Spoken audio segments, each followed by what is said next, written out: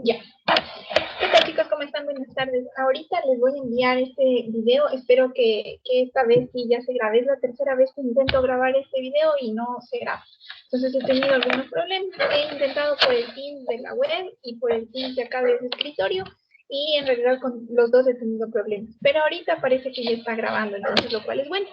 Ya, la clase de hoy día va a ser acerca de la resolución de ejercicios de geometría que ya son un poquito más complejos, ¿ya? Entonces con eso ustedes van a poder terminar de hacer su deber y entregar hasta el día domingo como habíamos quedado. Entonces les comento cómo está esto de la igualación de las clases. Ya, primero, nosotros perdimos 2 clases porque se perdieron clases miércoles, jueves y viernes, ¿sí? Entonces nosotros perdimos 2 clases. La que vamos a tener ahorita, esta grabación que nos han pedido hacer, equivale a una de esas 2 clases. Y la segunda clase que nos dice en la que nosotros vamos a tener el control de deberes orales, ¿sí? Que es de nomenclatura, ¿sí? Entonces íbamos a hacerlo en 2 clases, mitad y mitad, pero por el tiempo ya no lo vamos a hacer así, entonces va a ser una sola clase de control de deberes orales, ¿ya? Entonces este equivale a una de las 2 clases que hemos perdido. Les voy a ayudar con la resolución de 3 ejercicios, uno de rendimiento, ¿sí? Uno de rendimiento completo, y también les voy a ayudar con 2 ejercicios de los que son de razonamiento, ¿sí? Que no basta solo con saber con saber geometría, sino que también necesitamos un poquito de razonamiento de todo lo que hemos aprendido, ¿ya? También les voy a ayudar con el planteamiento del último ejercicio, ese sí solo con el planteamiento, porque eso ya lo pueden hacer ustedes tranquilamente, y presentarían su deber hasta el día domingo. Ya, entonces, sin más que decir, vamos a empezar con la resolución de estos ejercicios. Les voy a compartir la pantalla para que vayamos trabajando en el documento. ¿Ya?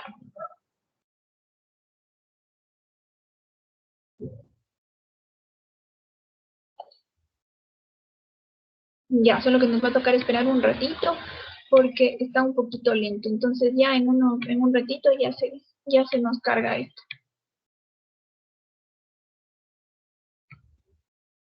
Miren acá, un par de segundos.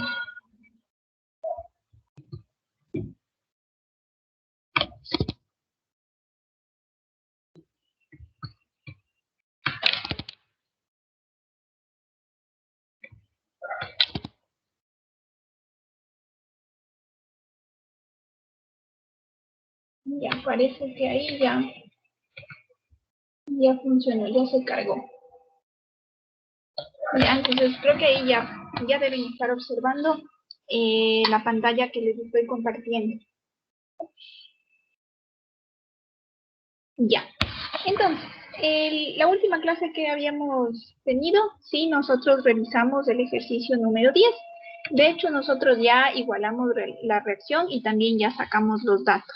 Pero como hoy les voy a ayudar con la resolución de este ejercicio, entonces voy a repasar de nuevo, sí, voy a resolver de nuevo lo que ya habíamos planteado la última clase. Entonces, el ejercicio 10 dice, ¿cuántas moles de nitrato de potasio y permanganato de potasio se obtienen si se disponen de 146 gramos de bismutato de potasio de 80% de pureza, 156 gramos de nitrato de manganeso y ácido nítrico en exceso? Además, determina el rendimiento de la reacción si se conoce que en un laboratorio se obtuvieron 0.13 moles de permanganato de potasio. Ya, primera aclaración. En la última clase que nosotros tuvimos, este valor no estaba determinado. Ahí decía XX gramos. En su deber todavía debe decir así, XX gramos. Entonces yo elegí ponerle este dato de 0.13 moles para que en la resolución nos concentremos en algo que es un poquito más importante. ¿Sí? Entonces aquí yo le completé y en lugar de que quede ese vacío que decía ahí XX gramos, le vamos a poner 0.13 moles. Ya, entonces el enunciado quedaría así. Ya, entonces me da la reacción química. Como ustedes pueden ver, esta reacción química no es fácil de igualar por simple inspección, entonces hay que igualarle por el método redox. Sí, nosotros este método ya aplicamos en nuestra última clase, ya le igualamos. Así que por eso solo les muestro que este fue el procedimiento que seguimos y vamos a pasarnos ya directamente a la reacción igualada, ¿ya? Porque esto nosotros ya hicimos la clase anterior. ¿Ya? Entonces vamos a pasarnos directamente ya a la reacción igualada. Entonces en esta reacción igualada Yo ya les he puesto los datos del ejercicio. Entonces, ¿qué es lo que me decía el ejercicio? Que yo dispongo de 146 gramos de bismutato de potasio de 80% de pureza, ya que reaccionan con 156 gramos de nitrato de manganeso con un exceso de ácido nítrico y que determine cuáles serían las moles que se producen de permanganato de potasio y de nitrato de potasio. Además de eso, debemos calcular cuál es el rendimiento de la reacción si se conoce que en un laboratorio químico se determinó la formación de 0.13 moles de permanganato de potasio. Entonces, ustedes ya saben los pasos. Primero, igualar la reacción química por el método que convenga. Ya, segundo, poner los datos debajo de los reactivos y de los productos. Y tercero, rotular el tipo de datos que tenemos. Ya, entonces vamos a empezar a rotular. Recuerden que los reactivos son puros o impuros y que los productos son teóricos o experimentales. Ya, entonces, en el caso del bismutato de potasio tenemos que disponemos de 146 gramos. Estos 146 gramos serían impuros porque en el ejercicio me está diciendo que tienen un 80% de pureza. Entonces, por el hecho de que a mí me dieron el porcentaje de pureza, eso quiere decir que son impuros. ¿Ya? Ahora, en el caso del nitrato de manganeso, estos 156 gramos son puros. ¿Por qué? Porque como no me está diciendo nada absolutamente de la pureza de este reactivo, se asume que es 100% puro. Ya el ácido nítrico de entrada me está diciendo que está en exceso. Entonces, cuando yo vaya a determinar el reactivo limitante, este de aquí no va a intervenir en el cálculo. ¿Por qué? Porque este de aquí yo ya sé que está en exceso. ¿Ya? Listo. Luego tenemos que también nos da un dato de 0.13 moles de permanganato de potasio. Entonces, los reactivos son experimentales o teóricos. En este caso, estas 0.13 moles serían experimentales porque este es un dato que me dieron en el ejercicio y aparte de eso me están diciendo que se produjeron en un laboratorio químico. Entonces, eso le convierte a estas 0.13 moles en un dato experimental. ¿Ya? Entonces, ¿qué es lo que hay que hacer primero? Determinar las moles de producto y también determinar el rendimiento de la reacción. Ya, entonces, vamos a responder la pregunta. Me dice que cuántas moles de permanganato de potasio y cuántas moles de nitrato de potasio se produjeron. Ya, entonces, estos dos son productos. Así que lo que hay que hacer para calcular un producto es determinar el reactivo limitante. Entonces, debemos determinar cuál de estos dos sería el reactivo limitante, el bismutato de potasio o el nitrato de manganeso. El ácido nítrico no, porque ese ya desde el principio sabemos que está en exceso. Ya, entonces, ¿qué es lo que vamos a hacer? Vamos a suponer que vamos a consumir por completo estos 146 gramos de bismutato de potasio y ver si estos 156 gramos de nitrato de manganeso me alcanzan, si me sobran o me faltan, y con eso determino el reactivo limitante, ¿ya? Entonces, el primer inconveniente es que este bismutato de potasio tiene pureza, así que ustedes saben que un reactivo cuando es impuro hay que sacar la parte pura porque la parte pura es la que reacciona en la reacción química. En la reacción química siempre actúa la parte pura. Además, acuérdense que la estequiometría es pura y teórica. Entonces, ¿qué es lo que hago? Aplico la ecuación del porcentaje de pureza. ¿Sí? Entonces digo que el porcentaje de pureza sería igual al reactivo puro sobre el reactivo impuro y por 100. En este caso dispongo de las masas. Entonces yo diría que el porcentaje de pureza me dice que es del 80%. Ya la cantidad de reactivo impuro sería 146 gramos por 100. Acá la ecuación es por 100. Entonces termino despejando la masa de el bismutato de potasio puro. ¿Ya? Entonces esto me daría 116.8 gramos. Entonces, la estequiometría tengo que hacerla a partir de este dato, ¿sí? De los 116.8 gramos, ¿sí? Tengo que hacerlo desde aquí. ¿Por qué? Porque la estequiometría es pura y teórica. Entonces, de estos 146 gramos que son impuros, 116.8 gramos sería la parte pura, ¿ya? Entonces hago estequiometría y digo que 296 gramos de bismutato de potasio es el peso molecular, ¿ya? Esto equivale a una mol. Luego me fijo en los coeficientes estequiométricos y veo que 5 moles de bismutato reaccionan con 2 moles de nitrato de manganeso, ¿ya? Y luego digo que una mol de nitrato de manganeso equivale a 179 gramos de nitrato de manganeso. Esto saco del peso molecular que puedo sacar en la tabla periódica. Pongo esto en la calculadora y ¿cuánto me sale? 28.25 gramos de nitrato de manganeso. Entonces, completo mi razonamiento. Para consumir por completo estos 116.8 gramos de bismutato de potasio, yo necesito de 28.25 gramos de nitrato de manganeso. Dispongo de 156. Fíjense acá arriba, yo dispongo de 156 gramos de nitrato de manganeso, por lo tanto me sobrarían 127.75 gramos. Como me sobran, entonces quiere decir que este está en exceso, ¿ya? Entonces este está en exceso. Por lo tanto, el reactivo limitante sería el bismutato de potasio, ¿ya? Entonces ya sabemos cuál es el reactivo limitante. Ahora, ¿para qué me sirve el reactivo limitante? Para poder calcular los productos, ¿ya? Entonces vamos a dejar los datos por aquí, ¿ya? Esto le vamos a dejar ahí que se quede congelado y vamos a seguir resolviendo acá. Ya, entonces ya sabemos que el reactivo limitante sería el bismutato de potasio. Así que vamos a calcular por estequiometría la cantidad de nitrato de potasio que se produce. Entonces yo diría que 116.8 gramos de bismutato de potasio equivalen a 296 gramos de bismutato de potasio en 1 mol de bismutato de potasio.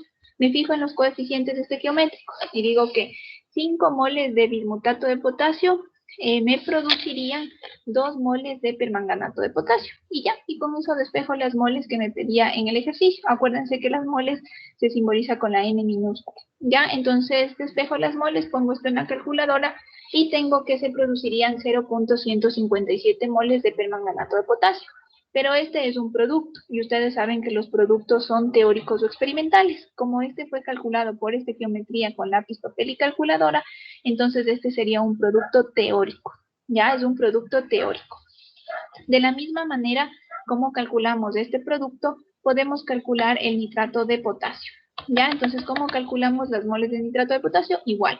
Partimos del reactivo limitante, que serían las 116.8 gramos de bismutato de potasio. Pongo el peso molecular, le transformo a moles. Luego digo que 5 moles de bismutato de potasio me producirían 3 moles de nitrato de potasio. ¿Ya? Entonces me fijo en los coeficientes y pongo esto en la calculadora y veo que me produciría 0.236 moles de nitrato de potasio, que nuevamente este es un producto, entonces los productos pueden ser experimentales o teóricos. Como este fue obtenido por estequiometría con lápiz, papel y calculadora, entonces este sería un producto teórico. ¿Ya? Listo, entonces ya hemos despejado estas dos incógnitas. Ya sabemos cuántas moles de permanganato de potasio y cuántas moles de nitrato de potasio se produjeron. ¿Ya? Entonces ahí no hay ningún problema.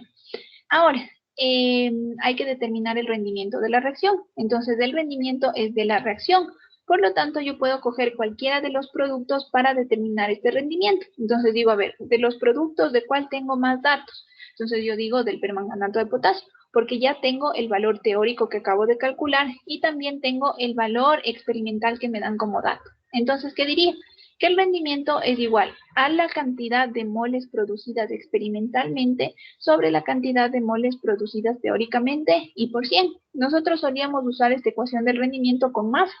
Ahora le estamos usando con moles, porque en realidad eso no interfiere en nada, que sea en masa o en moles. Entonces ponemos acá, las moles experimentales son las que me daba de dato, que son 0.13 moles, y las moles teóricas son las que yo acabo de calcular. Acá arribita están las que calculé, y les voy a mostrar. Serían 0.157, ¿ya? Entonces cojo y reemplazo esto acá, multiplico por 100 y me sale que el rendimiento de la reacción sería de 82.8%, ¿ya?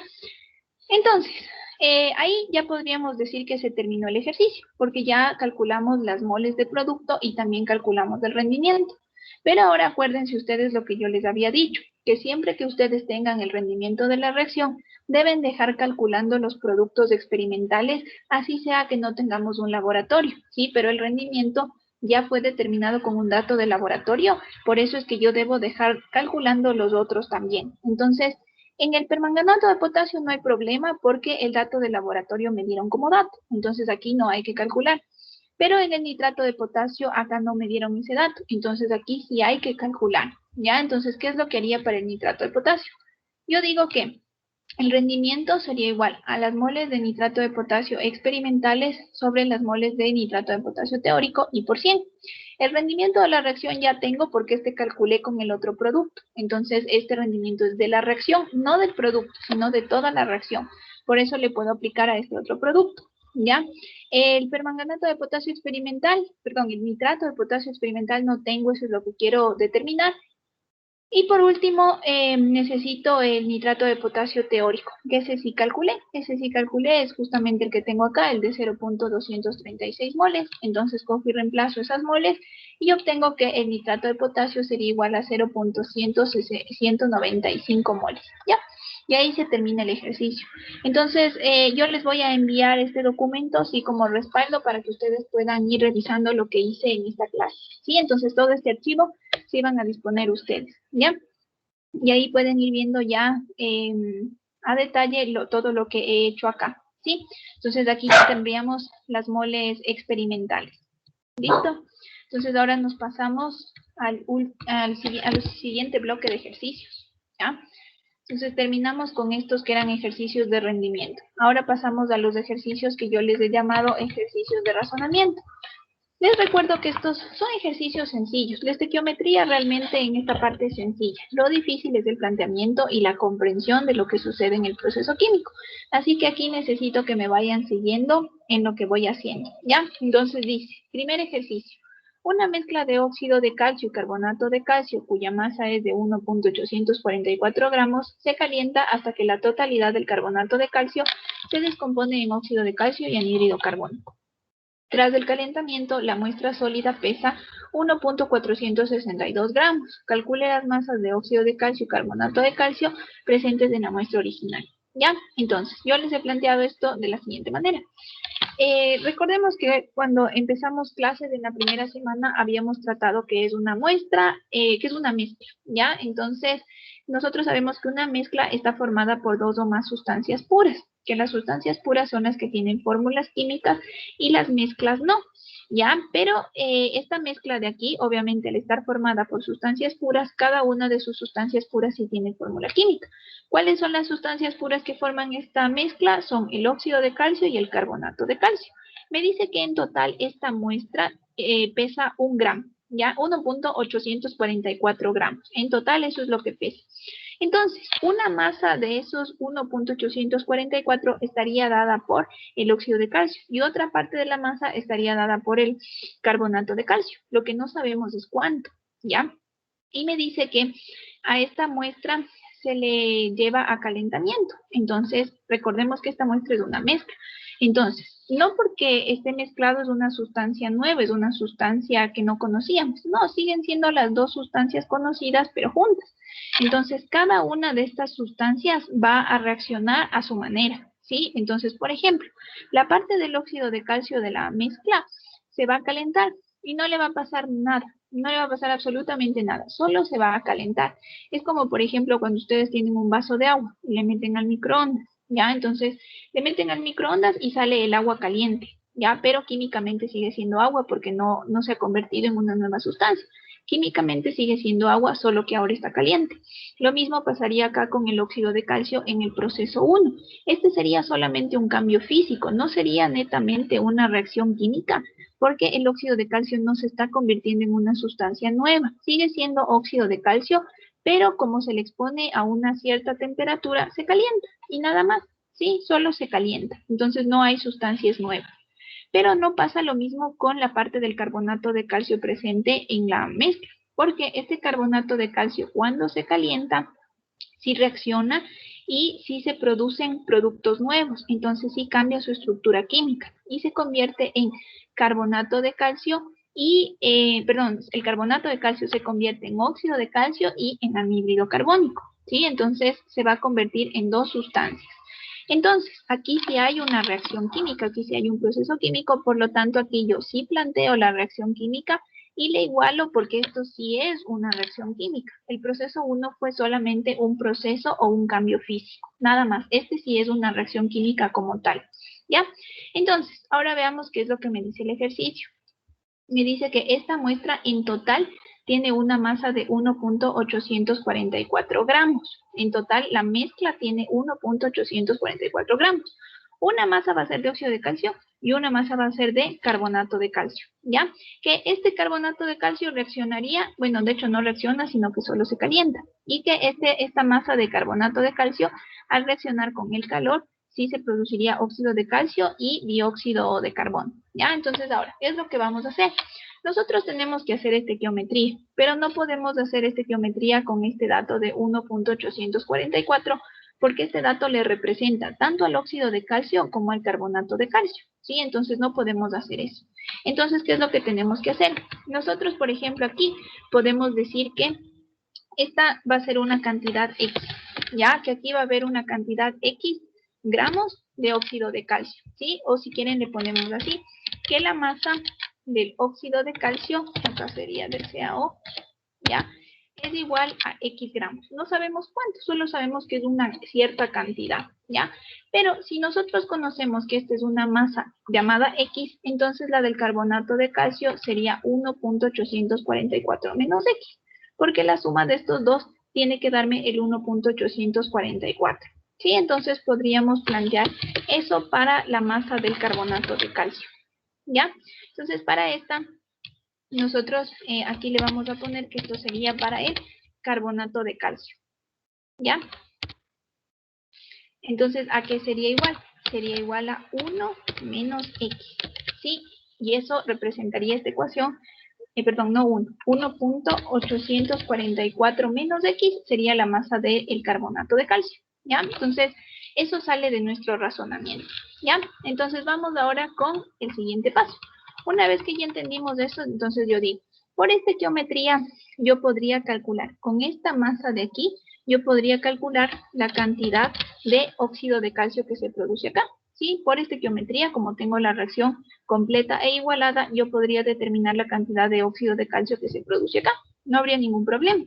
Claro que tengo una expresión matemática que está en función de X, pero igual no pasa nada, sí se puede resolver, ¿ya?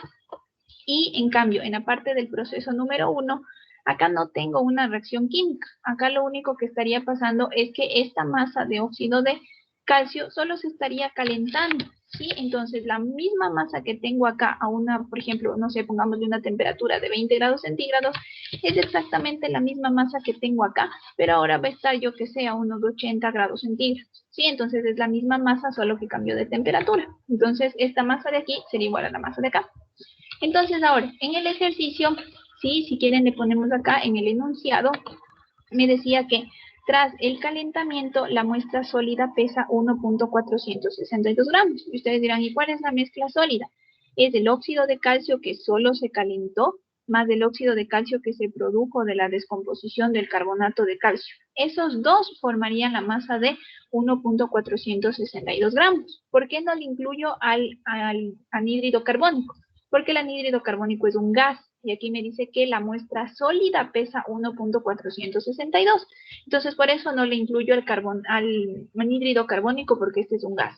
Y sé que la suma de estos dos sería igual a 1.462 gramos. Pero ahora la cuestión es que yo primero debo descubrir, entonces, cuál sería la masa de óxido de calcio que se produce del proceso 2, ¿ya? Entonces, ahora sí, concentrémonos en eso. Vamos con el proceso 1. Calculemos el óxido de calcio en el proceso 1. Entonces nosotros sabemos que el óxido de calcio en el proceso 1 sería igual al óxido de calcio que teníamos al inicio, solo que va a estar a una temperatura mayor que la inicial. Así que por eso yo le he puesto acá que la masa del óxido de calcio sería igual a X gramos, como le podemos ver acá, ¿ya? Y ahora, el óxido de calcio en el proceso 2. Aquí sí hay que hacer estequiometría porque esto sí es una reacción. Entonces, ¿cuál sería el dato del que yo voy a partir? De este dato de que tenemos 1.844 menos X gramos, esto representaría la masa del carbonato de calcio. Acá le he puesto el peso molecular, entonces digo que 100 gramos de carbonato de calcio equivale a 1 mol de carbonato de calcio.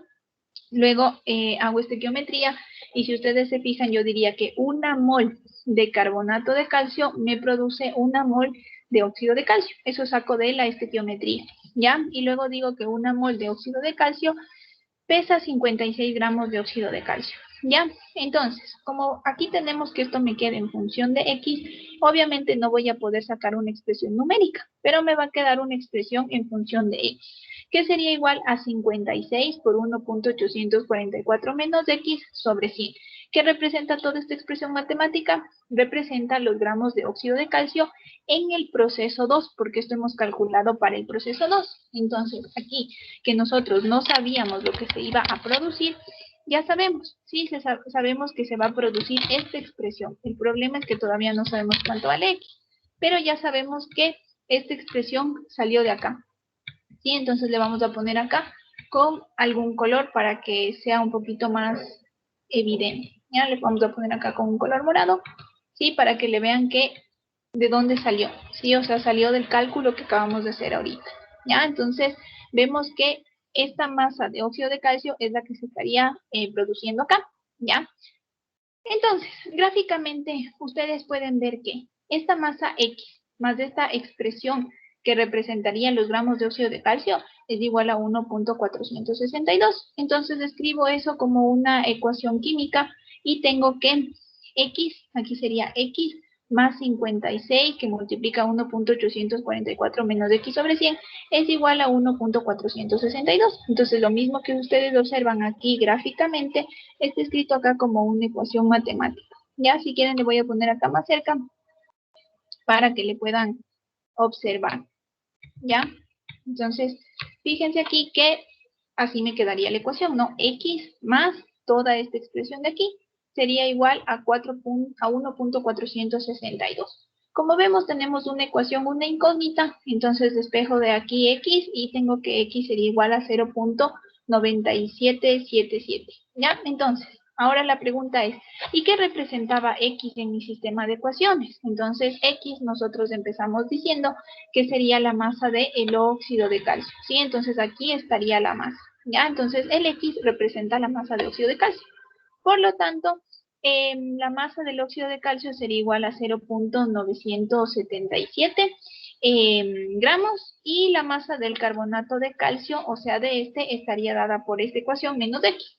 Entonces sería igual a 1.844 menos 0.9777 y en total esto me daría, tenemos acá el valor, ¿sí? Que la masa del carbonato de calcio es igual a 0.866 gramos. Y con eso logramos despejar cuáles son las masas del óxido de calcio y de carbonato de calcio en la mezcla o en la muestra original. Ya, y eso sería todo. Entonces, este ejercicio sí les recomiendo que vayan viendo paso por paso, vayan entendiendo bien cómo se ha planteado el sistema de ecuaciones, porque no es fácil de entender, ¿sí? Entonces tienen que ir viendo paso a paso cómo se ha dado la reacción química, ¿ya? Ahora, similar a este, tienen otro ejercicio, que es el ejercicio número 3, ¿ya? Con ese también les voy a ayudar, para que ustedes sepan cómo hacer el ejercicio 14. Entonces, el ejercicio número 13 dice, se hace reaccionar un gramo de una aleación de aluminio con zinc con ácido clorhídrico diluido. El hidrógeno desprendido, medido en condiciones normales, ocupa un volumen de 1.026 litros. Calcular la composición en peso de esta aleación. Ya, entonces, vamos a ir leyendo el enunciado. En el enunciado nos dice que tenemos una aleación. Entonces, si ustedes recuerdan, de la primera semana de clases, nosotros hablamos y dijimos que una aleación es una mezcla homogénea entre metales. Entonces, si es una mezcla, no tiene fórmula química, sino que está formada por sustancias puras que sí tienen fórmula química.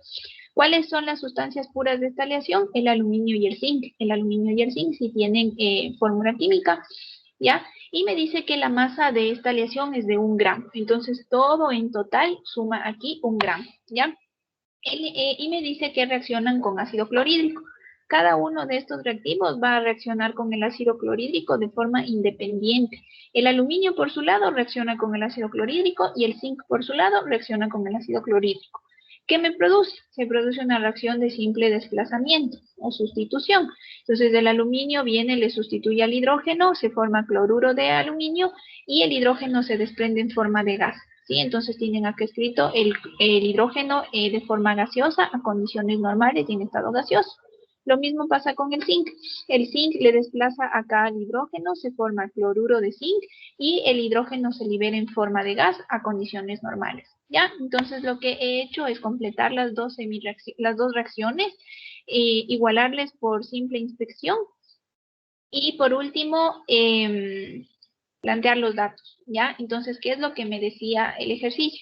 El ejercicio originalmente me dice que esta aleación tiene una masa de 1 gramo, ¿ya? Y que después de que se da el contacto con el ácido clorhídrico, se estaría liberando en total 1.026 litros de hidrógeno, ¿ya? O sea, no de la reacción 1 ni de la reacción 2, no. De cada uno de los procesos sale una cierta cantidad y la suma de esas dos cantidades me daría 1.026 litros, ¿ya?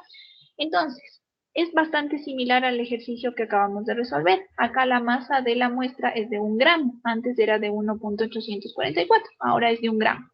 A este le planteamos como que tendría una masa X y este sería 1 menos X, igualito como planteamos en el ejercicio anterior, ¿ya?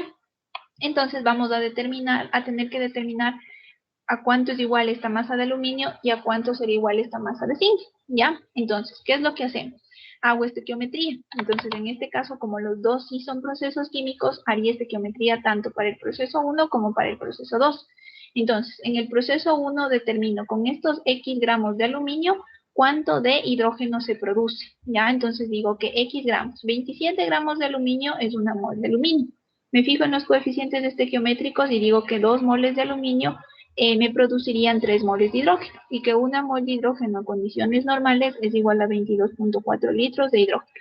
Pongo esto en la calculadora y como me queda en función de X, entonces yo diría que es igual a 1.24X litros de hidrógeno a condiciones normales.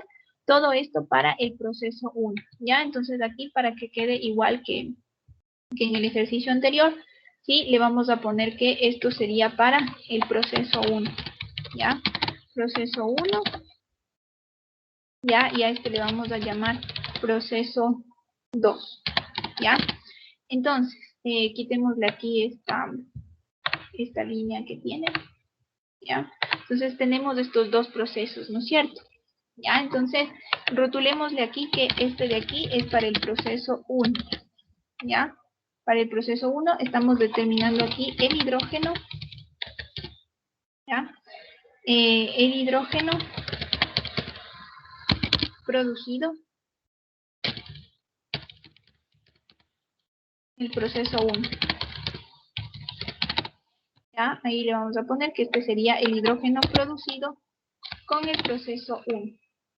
¿Ya? Entonces eso sería lo que estamos determinando ahorita, ¿sí? El hidrógeno que se produjo con el proceso número 1. ¿Ya? Ahora, tenemos que hacer exactamente lo mismo, pero para el proceso 2, ¿ya? Entonces a ese le vamos a poner acá, ¿ya? Entonces ahora vamos a calcular el hidrógeno producido con el proceso 2, ¿sí? Con el que está en color verde.